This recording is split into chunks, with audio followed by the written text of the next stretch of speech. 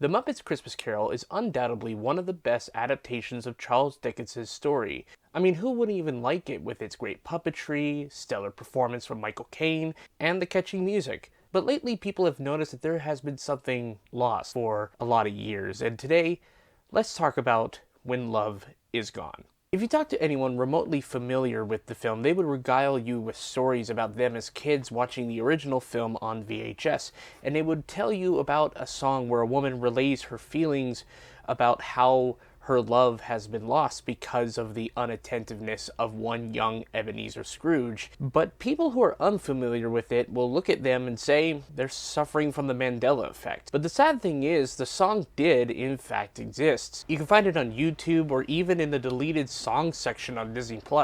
So the question then becomes, why did it get deleted? The simple answer here is that it wasn't. Well, not fully originally. Back in 1992, the director and son of Jim Henson, Brian Henson, was told by the studio that the song had to be cut because A, it was too emotionally mature for younger children, and B, it was making the film too long, which, if you add it back into the movie, it's only about a couple more minutes. So instead of an hour and 26-minute movie, you get an hour and 30-minute movie. I mean, come on, 90 minutes is like the perfect ratio of what a movie could be. But I digress. Brian Henson himself was justifiably upset and had Disney agree to add the song back into the home media release after the film's theatrical run. But before we continue with the history of this song, I want to actually take a second to roast the producers of this film from 1992 for even thinking it was a good idea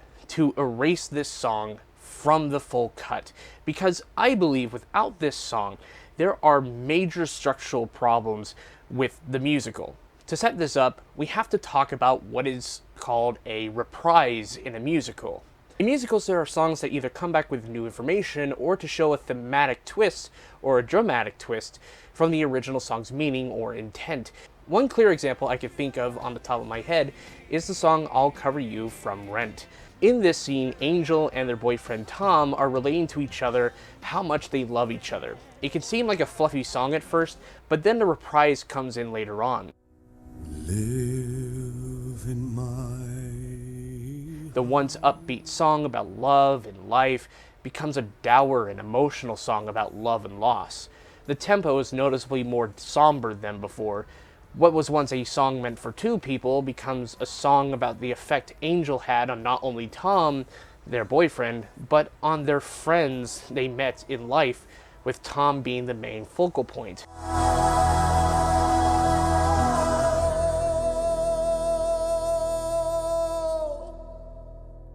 More often than not, reprises are shown to be an inflection point in the narrative, usually the opposite of what it is, and the song When Love Is Found at the end of Muppet's Christmas Carol is the same way. But here is the thing. In both the theatrical run of Muppet's Christmas Carol and the later releases on DVD, Blu-ray, and on Disney+, they forget to add the gun in Chekhov's gun, and When Love Is Gone is that gun. When Love Is Gone is a scene that still lives in my memory as one of the most emotional scenes of the movie that holds so many meanings. To Belle, the singer of the song, it's about a love that almost was there, but they could just never connect due to a younger Scrooge paying too much attention to the future and his money. Meanwhile, to the older Scrooge, he is seeing his life in hindsight and regretting shoving away the love that could have been. Like, look at Scrooge here and tell me that he doesn't regret what he has done to push people away. Goodbye. Yes, some dreams come true, and yes, some dreams fall through. This whole scene contrasts heavily with the film's final song, When Love Is Found. In this scene, we finally see Scrooge happy with his life. He has found a new appreciation in life, and while the love he could have had is gone, he learns to appreciate the ones around him, from his nephew to his co-workers and their families, to even the entire town, which he donates splendidly with his own money. See, this song is a positive inflection point compared to I'll Cover You's reprise, which is the negative inflection point. But even with the missing themes and narrative structure of the actual song, The edit and the direction of the re-edited version of this scene seem very, very odd from a directorial standpoint. The scene starts off pretty much the same way, only there is no big musical number.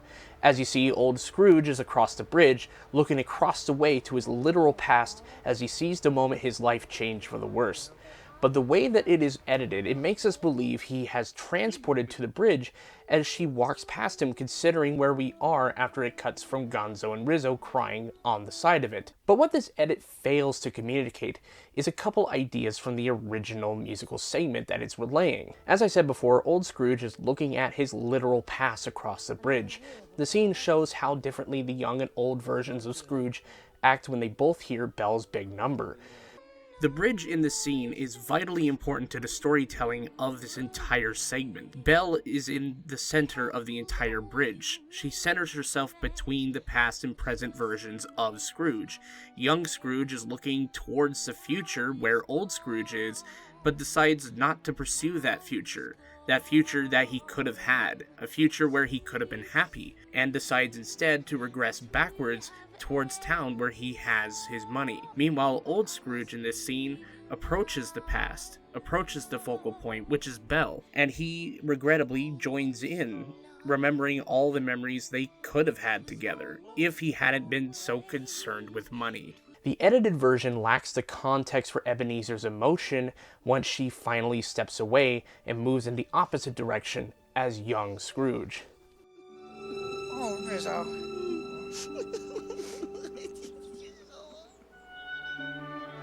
Spirit, show me no more. Why do you delight in torturing me? I told you, these were the shadows of the things that have been. The song is vitally important to the story, both narratively and musically.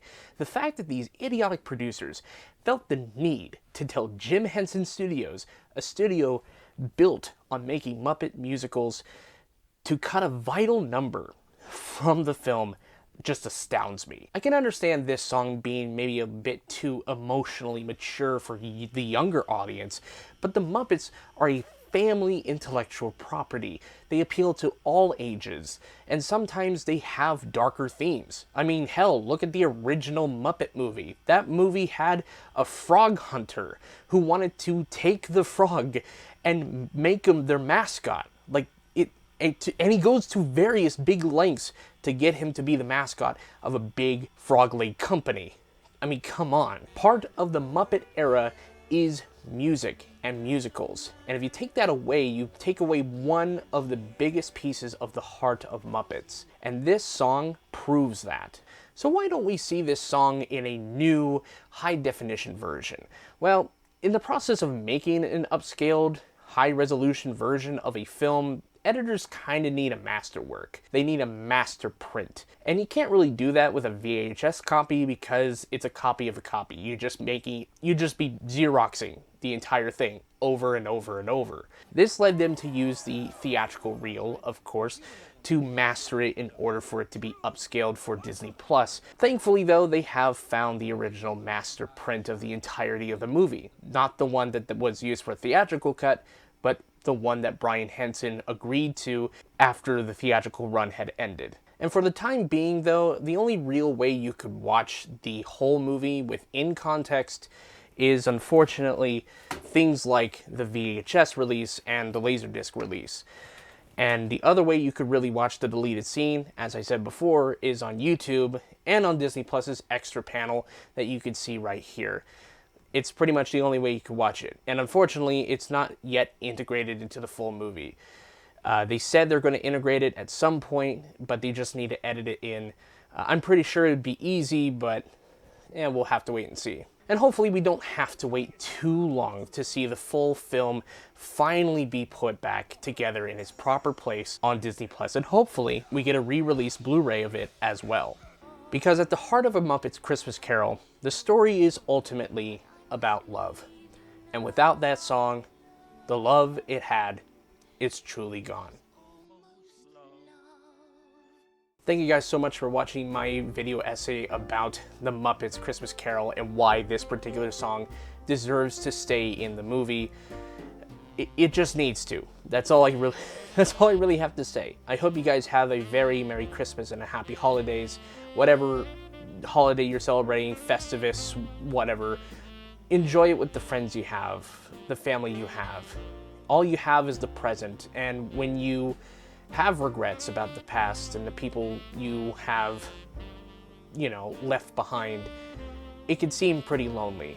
And make sure you're not lonely this Christmas, Just find someone, a friend, a relative. Even if it's just a phone call on Christmas morning, it's something. And so, I leave you to go into the next year. Thank you guys for a very special 2021. I've been very happy about it, and I'll see you guys in the next year. Peace.